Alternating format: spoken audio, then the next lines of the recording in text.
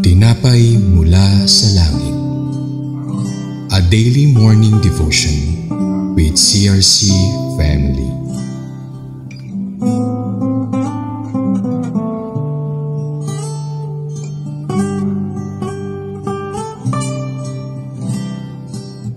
Mapagpalang umaga mga kapatid. Ako po si Roma Catherine Boral ng CRC Daughter Church, 13 Martires City, Cavite. Samahan niyo po kami sa ating programang Tinapay mula sa langit, pang-araw-araw nating devotion sa salita ng Diyos. Ngayong umaga po ay matutunghayan natin ang salita ng Diyos mula sa Numbers chapter 24 verse 14. Ngunit bago po tayo magpatuloy, tayo po ay dumako muna sa isang matling panalangin. Purihin at dakilain ka, Panginoon, sa lahat ng oras at bawat araw ng aming buhay. Tanging pangalan mo po lamang ang aming kikilalanin at sasambahin. Ang iyong pagpapala at pagpapatawad ay lagi mo pong ipinagkakaloob at lagi mo po kami ibinabalik sa iyong kawan sa tuwing kami nalalayo. Salamat po, Panginoon, sa dakila mong pag-ibig sa amin. Nawa po ay lukubin kami ng banal na spirito sa mga sandaling ito sa pagpupulay-bulay ng iyong salita. Ang gagamitin mo na maghahayag ng sa iyong salita at ang mga tagapakinig. Kayo nawa po ang marinig at maramdaman sa sandaling ito.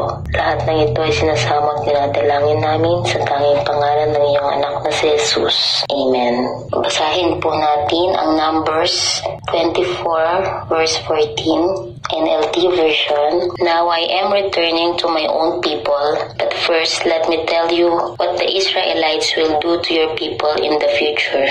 Sa Tagalog po, uuwi ako, ngunit sasabihin ko muna sa iyo kung ano ang gagawin sa inyo ng bayang ito balang araw.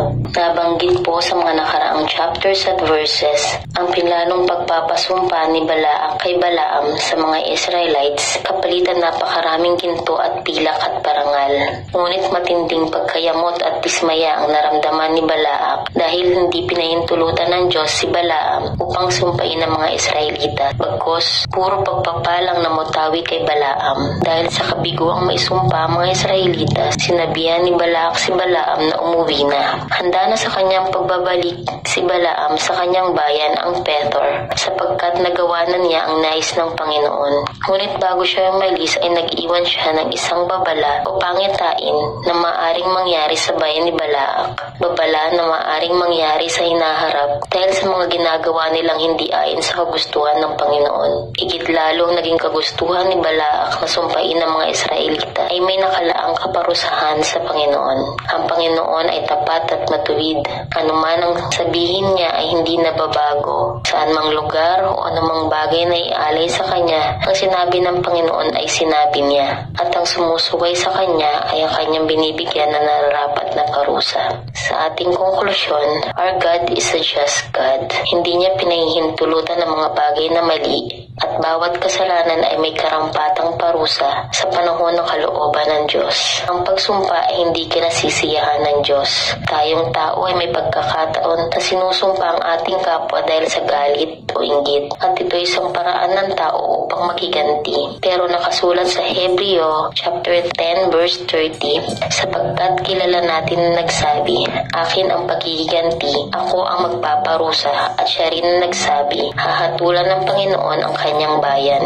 Kaya kung tayo ay dumadaan sa mga pagkakataon na tayo ay masasadlak sa kasalanan dahil sa paghihiganti, mas mabuti na tayo ay manalangin at ipaubaya sa Diyos ang lahat, pagkat siya lang ang may kakayahan at kontrol sa mundong ating ginagalawan.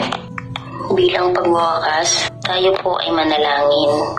Panginoon, salamat sa iyong salita.